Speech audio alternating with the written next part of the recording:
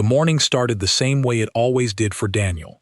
The alarm went off at 5, and before it even finished ringing, he was already sitting up, rubbing his eyes, trying to remember what day it was and what bills were due. He worked 2 jobs. In the morning, he delivered packages for a courier company. In the evening, after a short break, he worked as a security guard at a small office building downtown. It was not the life he had imagined for himself, but it was the life he had, and he had learned not to complain about it. Complaining did not pay rent. His daughter, Mia, was 6 years old. She had her mother's eyes, a light brown color that seemed to catch the sunlight in a way that made strangers smile at her without meaning to. Her mother was not in the picture anymore. She had left 2 years earlier, and Daniel had never really explained the full story to anyone, not even to his closest friends. He simply said she wasn't ready to be a mom, and left it there. People respected that he did not want to talk badly about her, even after everything. So it was just the 2 of them now, Daniel and Mia, a small apartment on the 3rd floor of an old building, a kitchen table with 2 mismatched chairs, and a routine that Daniel had built with the same care a soldier builds a shelter in bad weather. Because that is exactly what Daniel had been, years ago. A soldier. He didn't talk about it much. Most people who knew him now had no idea.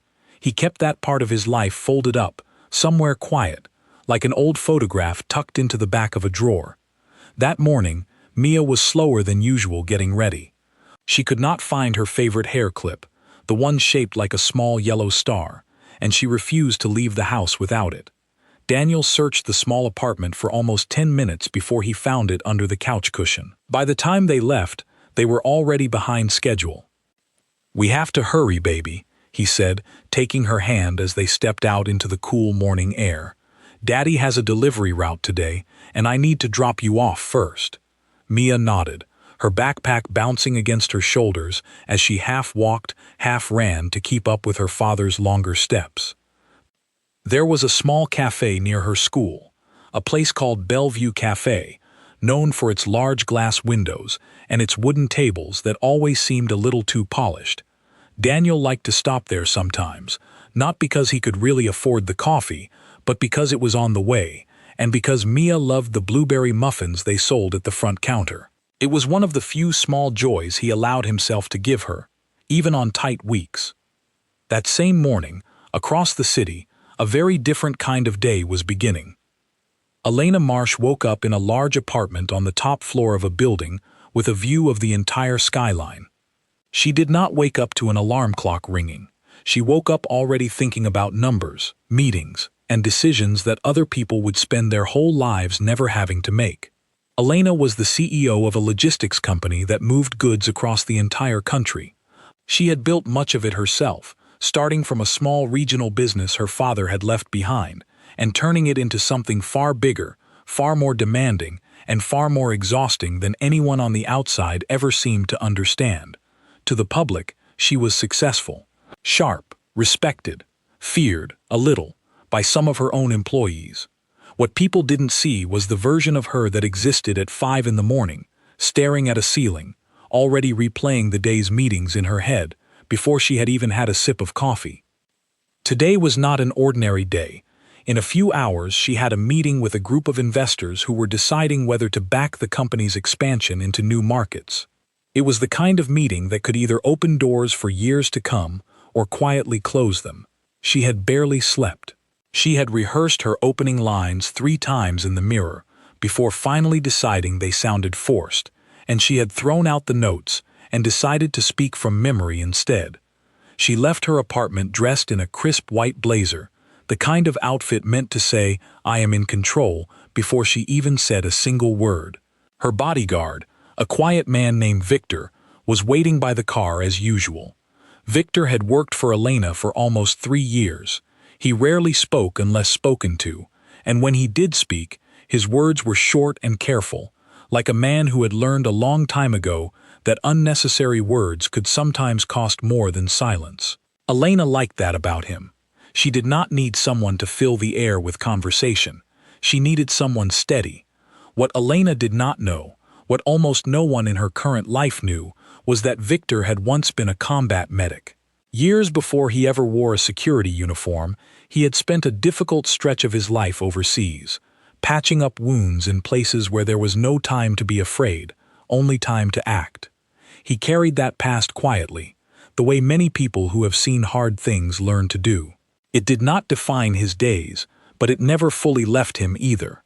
"Traffic looks heavy this morning," Victor said as they got into the car. "We might want to leave a few minutes early if the meeting really matters." "It matters," Elena said, looking out the window. "Every meeting matters, that's the problem." They stopped, as they sometimes did, near Bellevue Café, so Elena could grab a coffee before heading to the office. She liked their coffee better than the one in her building.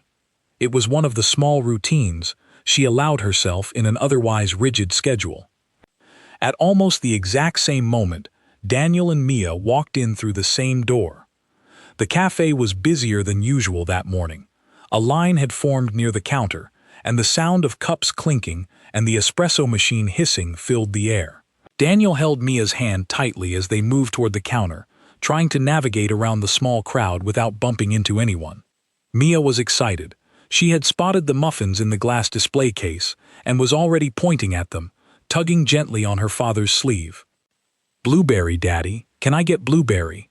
"Of course, sweetheart. Let's just wait for our turn." But 6-year-olds are not always patient, and in her excitement, Mia let go of Daniel's hand for just a second, turning quickly toward the display case. In that same second, Elena was stepping forward from the counter, a fresh cup of coffee in her hand, her mind still half focused on the words she planned to say to the investors in less than an hour. Mia's small body collided with Elena's leg. It happened fast, the way small accidents always do.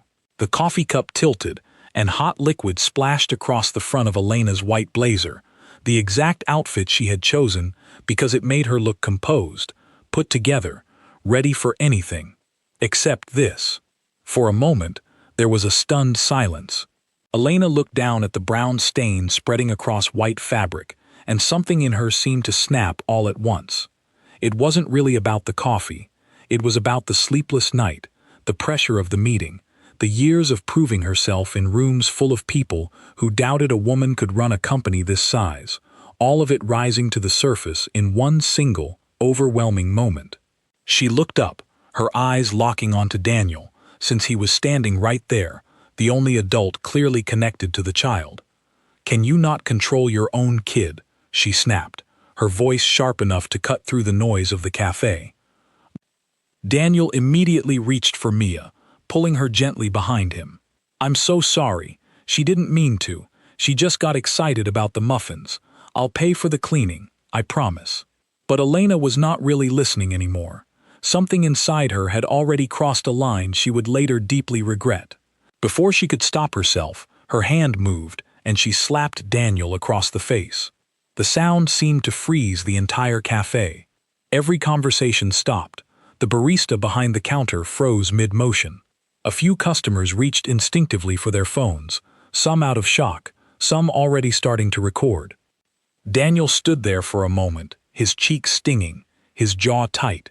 He could feel his old training rising up inside him, the instinct to react, to defend himself. But he pushed it down immediately.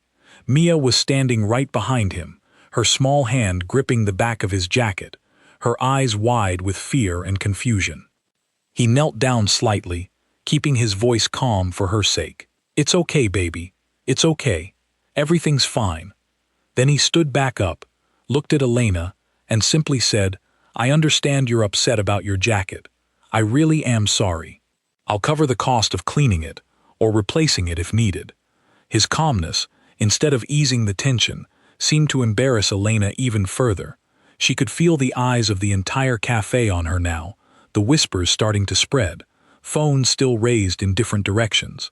She opened her mouth as if to say something else, then closed it, turned sharply, and began walking toward the door. That was when Victor, who had been standing quietly near the entrance the entire time, watching the scene unfold with growing unease, suddenly went still. His eyes had drifted toward Daniel's arm. In the commotion, Daniel's jacket sleeve had slipped up slightly, revealing a long scar that ran along his forearm, jagged in a way that only certain kinds of injuries leave behind. Victor's breath caught in his throat. He had seen a scar exactly like that before. He had, in fact, helped create it. "Wait," Victor said, his voice louder than usual, cutting through the murmur of the cafe. Everyone turned to look at him, including Elena, who had already reached the door. Victor stepped forward, his eyes fixed on Daniel's arm. "Where did you get that scar?" Daniel blinked, caught off guard by the sudden question from a stranger. It's an old injury, from my time in the service." "What unit?" Victor asked, his voice tight now, almost urgent. Daniel hesitated, studying the man in front of him more closely. Something about his face, the shape of his jaw, the way he stood, began to stir something old in Daniel's memory. He gave the name of his old unit. Victor's face went pale. "You pulled someone out of a burning vehicle," Victor said slowly, almost like he didn't fully believe the words even as he spoke them. "Years ago, overseas, you went back in when everyone else was told to stay clear." Daniel's expression shifted, the old memory rising up from wherever he had buried it. "How do you know that?"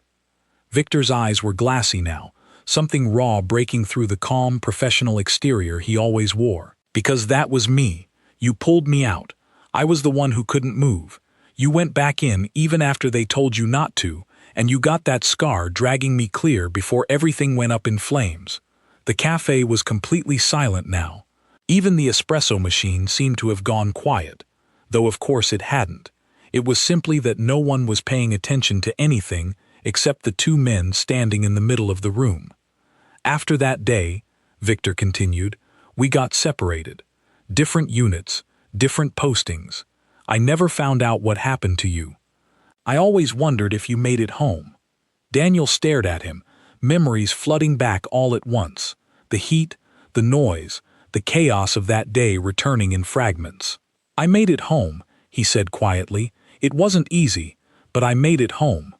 Elena, who had been standing frozen by the door this entire time, slowly turned around. She had heard every word. The anger that had gripped her only minutes earlier had completely drained away, replaced by something closer to horror at what she had just done. She looked at Daniel, really looked at him this time, not as an obstacle in her mourning, not as a stranger who had let his daughter bump into her, but as a person, a father, a man who had once run toward danger to save someone else's life, and who, only minutes ago, had stood in front of her, absorbing her anger without a single word of retaliation, all while protecting his own child. Victor turned to Elena, his voice steady but firm, something she had never quite heard from him before. "Ma'am, this man saved my life. He is the reason I am standing here today. He is the reason I have a family, a home, a job, any of it. And you just—" He stopped himself, not because he didn't want to finish the sentence, but because he didn't need to. Everyone in the cafe understood exactly what he meant. Elena felt her throat tighten. She looked around at the faces watching her, the phone still recording, and for the first time in a long time, she did not care about how any of this would look to the public. She only cared about the man standing a few feet away from her, holding his daughter close, still rubbing his cheek slightly without even seeming to notice he was doing it. She walked back toward him, slowly, the confident stride she was known for now replaced by something much more hesitant. "I am so sorry," she said, and this time, her voice had none of the sharpness from before. It was quiet, almost fragile. "There is no excuse for what I did. None. I let stress and pressure turn me into someone I don't want to be. You didn't deserve that. Your daughter didn't deserve to see that." Daniel studied her for a moment. He was not the type of man to hold on to anger for long, especially not in front of Mia. "People have bad days," he said simply, "but that doesn't mean it's okay to take it out on someone else. I hope you understand that." "I do," Elena said. "I understand it now more than I did 5 minutes ago." She knelt down slightly, meeting Mia's eyes at her level. "I'm sorry I scared you," she said gently. "It wasn't your fault. I was the grown-up, and grown-ups are supposed to handle things better than that." Mia, still a little shy, gave a small nod. her grip on her father's jacket loosening just slightly. The next few minutes in the cafe felt strange to everyone who witnessed them, like watching a storm suddenly clear into calm, sunny skies without any warning. The barista quietly offered a fresh muffin to Mia, on the house, and a few customers who had been recording lowered their phones, sensing that whatever this moment had become, it deserved a little privacy now. Elena asked if she could sit with Daniel and Mia for a few minutes, if he didn't mind. Daniel, still a little unsure of everything happening, agreed. They sat together at a small table near the window, Victor standing close by, still processing the shock of finding, after all these years, the man who had once saved his life, in the middle of an ordinary morning that had almost gone terribly wrong. Elena learned more about Daniel in those few minutes than she had expected to. She learned about the 2 jobs, the long hours, the way he structured every single day around making sure Mia never felt the weight of their financial struggles. She learned about his time in the service, how he rarely spoke about it, how the scar on his arm was something he usually kept covered, not out of shame, but simply because it belonged to a chapter of his life he preferred to keep private. In turn, Daniel learned a little about Elena too, about the pressure she carried every single day, running a company that so many people depended on, about the father who had built the original business and passed it into her hands far earlier than she had ever expected, after his health took a sudden turn years ago, about the fact that, despite everything she had built, she often felt like she was constantly proving herself to people who were still waiting for her to fail. "I'm not trying to make excuses," she said. "What I did was wrong, no matter what kind of morning I was having. I think somewhere in the last few years, I forgot how to slow down and actually see people. I saw a mess on my jacket instead of a little girl who made a mistake, and a father who was clearly doing his best." Daniel nodded slowly. "I appreciate you saying that, really. But I think the fact that you're sitting here, saying all this in front of everyone, instead of just walking away, says more than any apology could on its own." By the time they finished talking, the cafe had returned to its normal rhythm, though the story of what happened that morning would end up traveling far beyond those 4 walls in the days that followed. But in that moment, none of them were thinking about that. They were simply 3 people, connected by an unexpected twist of memory and fate, trying to figure out what came next. Before they left, Elena asked Daniel if he would be willing to meet with her again, not for an apology this time, but for something else. She explained that her company had several positions opening up in logistics coordination, steady work with better pay and better hours than juggling 2 separate jobs. She admitted it wasn't charity, and she didn't want him to see it that way. She had read enough about his background in those few short minutes to know he had the discipline and the skills to genuinely succeed in the role. She simply wanted the chance to offer it properly. Daniel was quiet for a moment. He was not a man who accepted things easily, especially not after everything that had just happened. But something in the sincerity of the offer, paired with the unexpected reunion with Victor, made him pause before answering. "I'll think about it," he said honestly. "But I appreciate you asking instead of just assuming." Over the following weeks, Daniel did think about it.